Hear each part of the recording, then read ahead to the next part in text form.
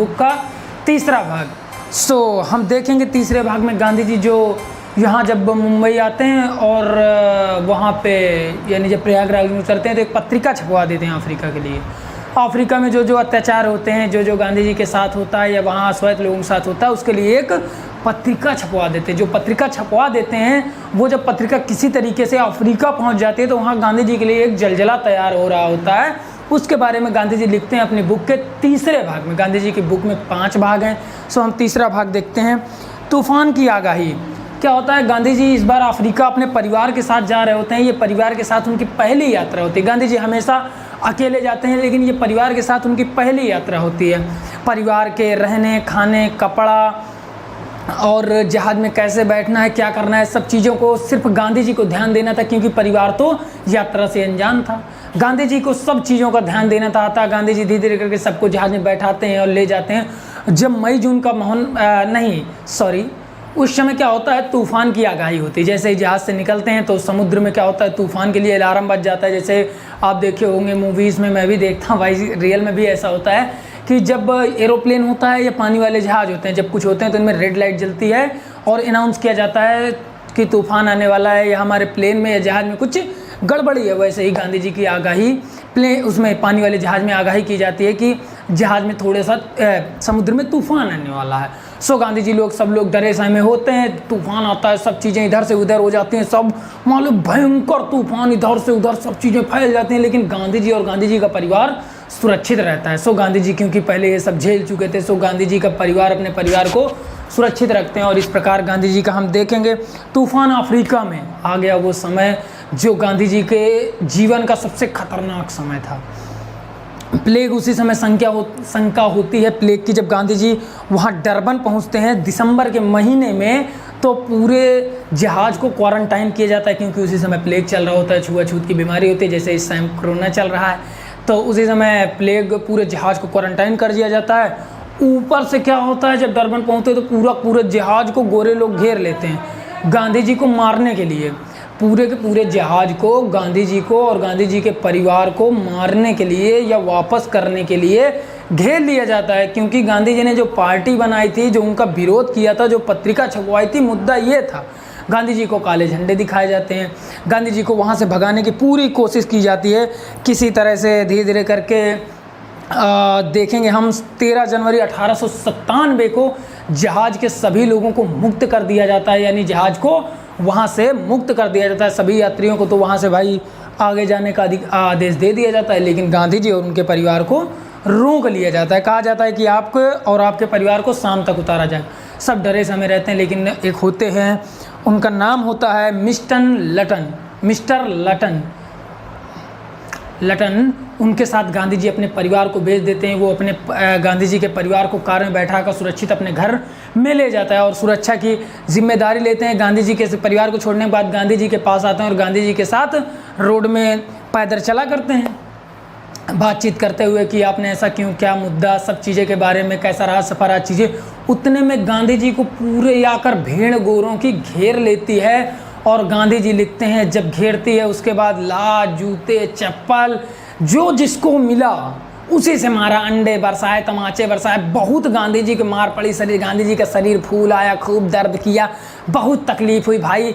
अब बड़ी समस्या हो गई, बहुत लोगों ने मारा, लेकिन वहाँ पुलिस वाले आए, सभी ने, पुलिस वालों ने गांधी जी को बचाया और ले जा करके गांधी जी वहाँ से जब बच जाते हैं तो अपने दोस्त के घर पे जाकर रुकते हैं। दोस्त उनके जो होते हैं वहाँ के अधिकारी होते हैं, तो जो गोरे होते हैं गांधी जी के दोस्त के घर को घेर लेते हैं और कहते हैं कि हम पूरे घर को जला देंगे। जब ये समस्या आ जाती है कि भाई घर जल जाएगा, तो दोस्त कहता है कि समझ लीजिए थोड़ा भाई घर जल जाएगा। तो गांधी जी कहते हैं कि नहीं मैं समझता हूँ, और गांधी जी अपना भेष बदलते हैं, लिखते हैं थोड़ा सा और पीछे के दरवाजे से घर के निकल जाते हैं। वहाँ से पुलिस चौकी जाते हैं, पुलिस वाले गांधी जी को सुरक्षित अपने पास रख लेते हैं और क्या कहते हैं, जब भीड़ होती है थाने को घेर लेती है।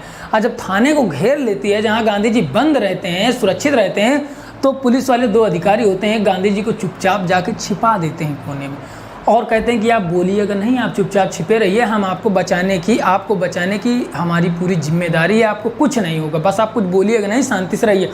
पुलिस वाले बाहर आते हैं भीड़ के पास, कहते हैं कि आप में से कोई 2-3 आदमी जो अच्छा हो तैयार हो, वो जाकर देख ले, अगर गांधी मिल जाए तो आप मार दें, आपको जो करना हो आप कर लें, नहीं मिलते तो आप भीड़ शांत करें और यहाँ से निकल जाएं। जब इतनी बात आती है तो उनमें से 2-3 आदमी आते हैं उधर से गोरे लोग और गांधी जी को ढूंढते हैं, लेकिन गांधी जी नहीं मिलते क्योंकि गांधी जी तो छुप गए होते हैं। सब जब नहीं मिलते वो निराश होते हैं और निकल जाते हैं। गांधी जी कहते हैं कि जब मैं नहीं मिलता तो वो सब चले जाते हैं और जलजला शांत हो जाता है। 2-3 दिन बाद 2-3 पुलिस वाले गांधी जी के पास आते हैं और उन्हें सुरक्षा हमेशा दिया करते हैं कि भाई दोबारा ना हो जाए।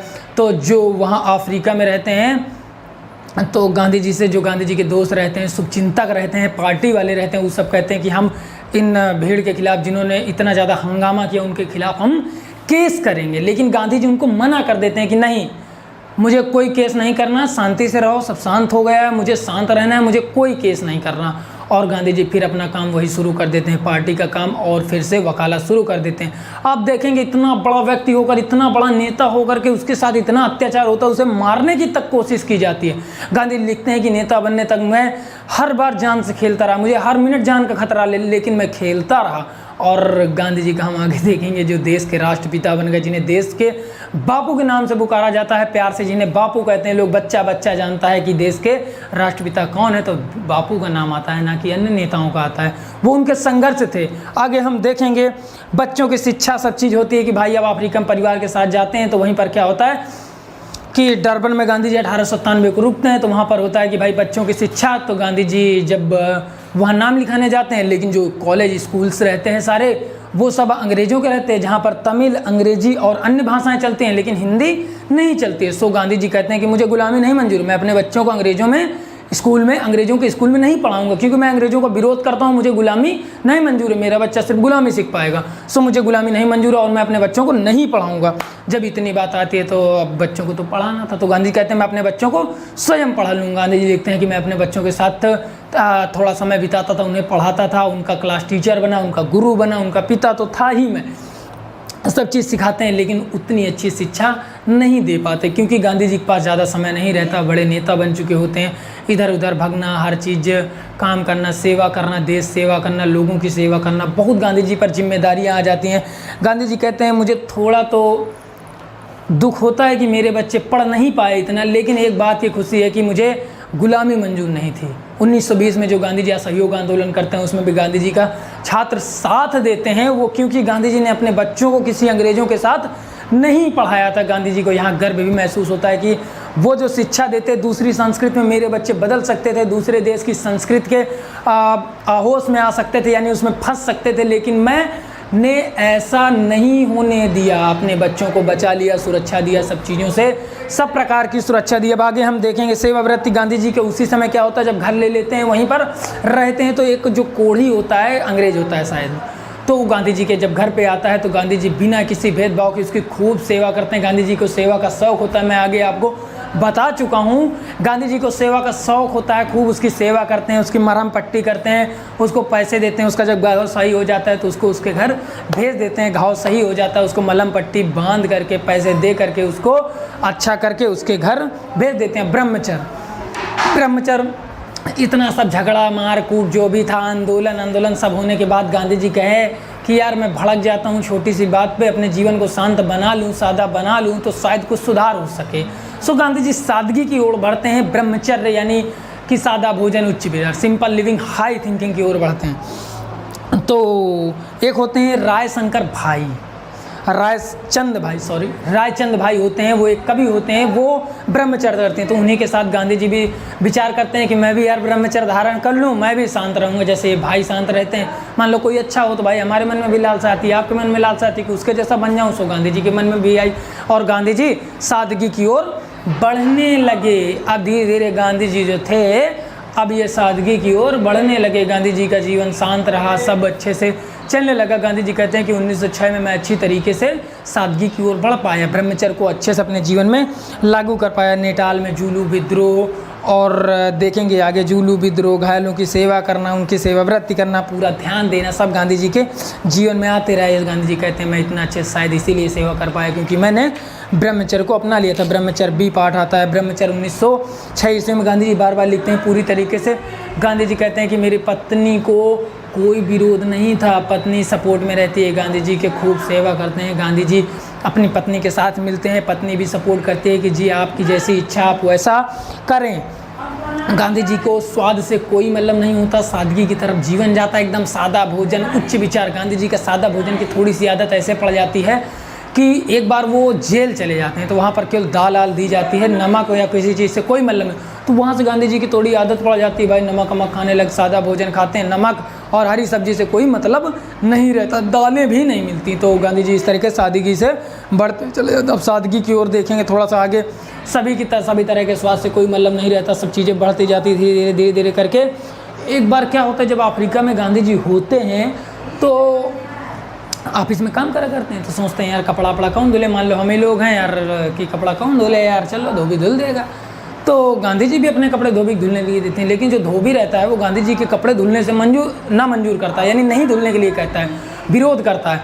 तो गांधी जी को इतना बुरा लगता है, यार साला मेरे कपड़े नहीं धुल रहा है यार। तो गांधी जी को ये बेइज्जती बहुत बर्दाश्त नहीं हुई। गांधी जी ब्रश रश सब खरीदे, सब चीज़ खरीदे और अपने कपड़े धुलने के स्वयं धुलते थे, स्वयं पहनते थे। कुछ अच्छा होता है, कुछ सब हंसते थे, लेकिन गांधी जी को मंजूर था। वो कहते हैं मुझे ये हंसी मंजूर है, ये विरोध मंजूर नहीं है, ये बेइज्जती मंजूर नहीं है। उसी के बाद हम देखेंगे थोड़ा सा और गांधी जी के जीवन में बदलाव आता है।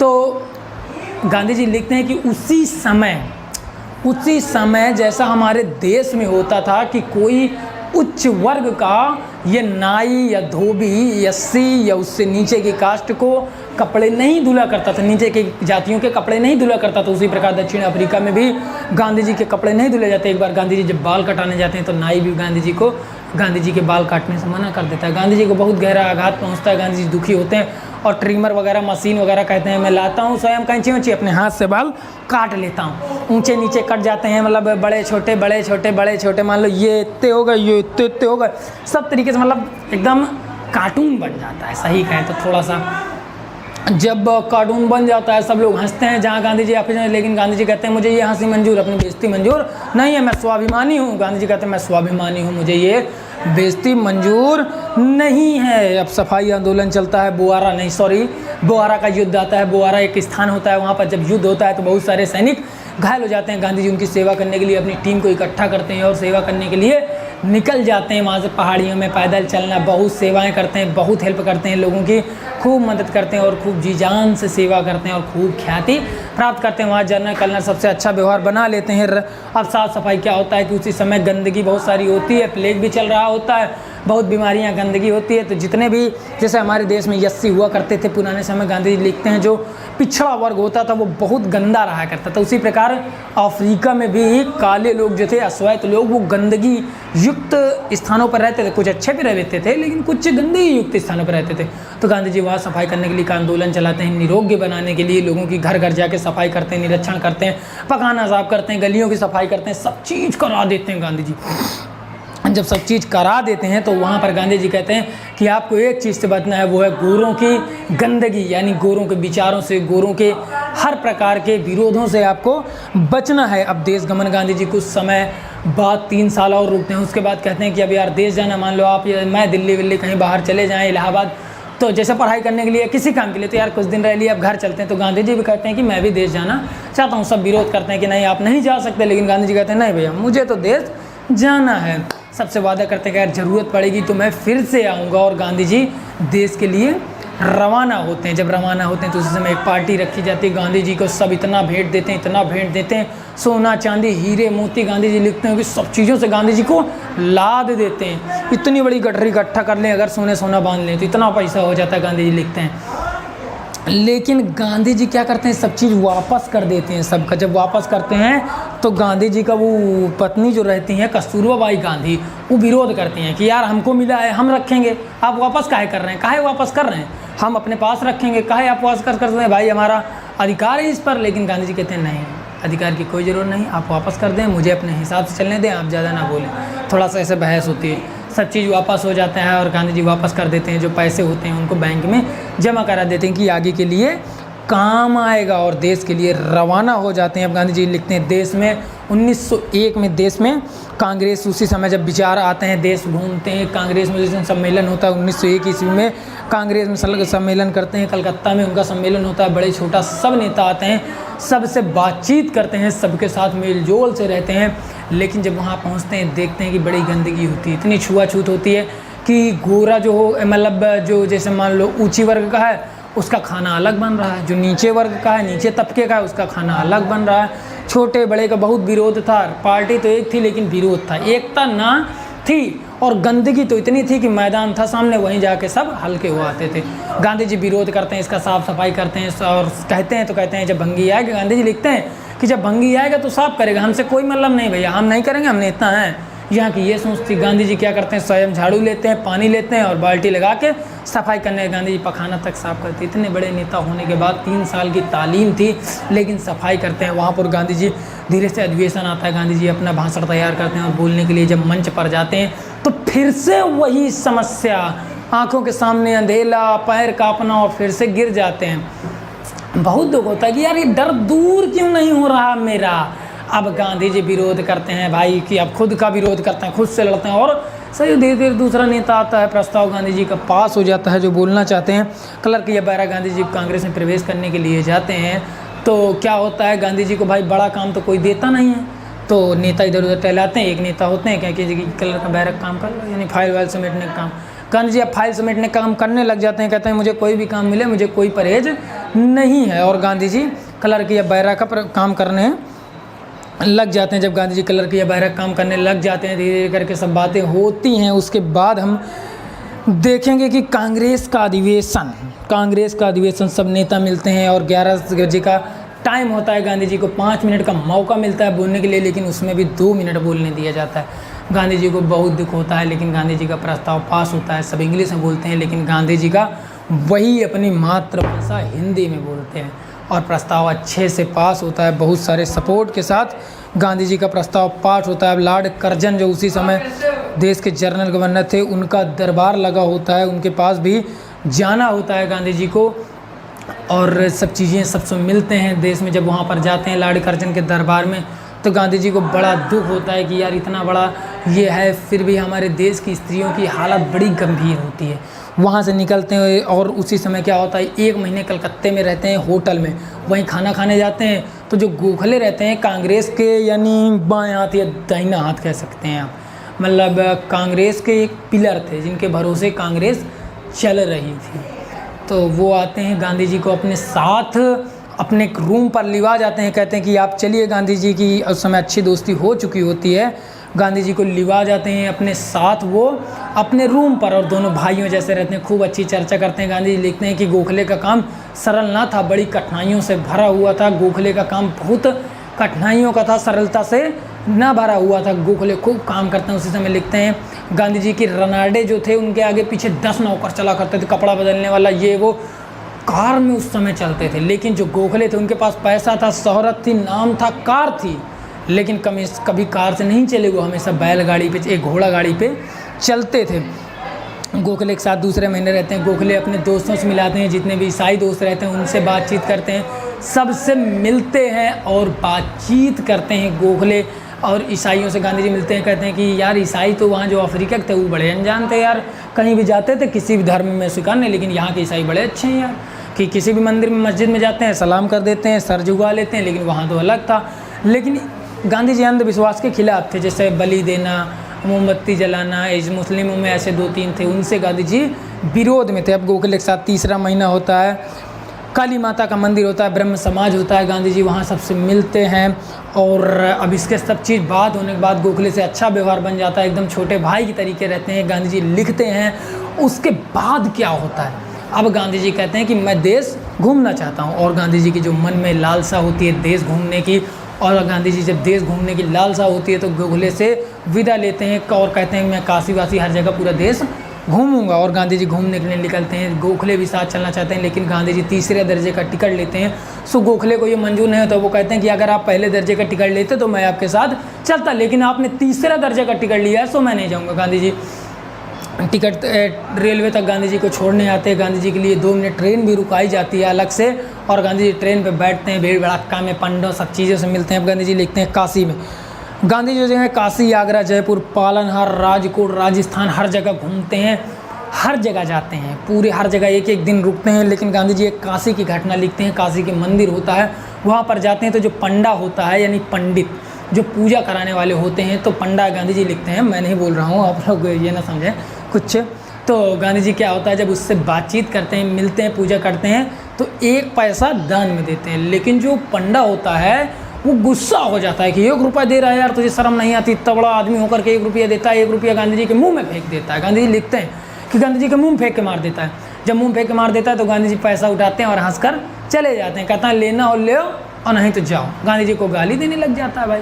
गांधी जी तो अब आन सहने की आदत पड़ चुकी थी। गांधी जी लिखते हैं कि मुझे कोई फ़र्क नहीं पड़ता, और गांधी जी को कोई मतलब नहीं रहता। धीरे धीरे करके कहते हैं 1 रुपया लेना हो ले, नहीं जाओ तो कहता है ला अच्छा 1 रुपया दे।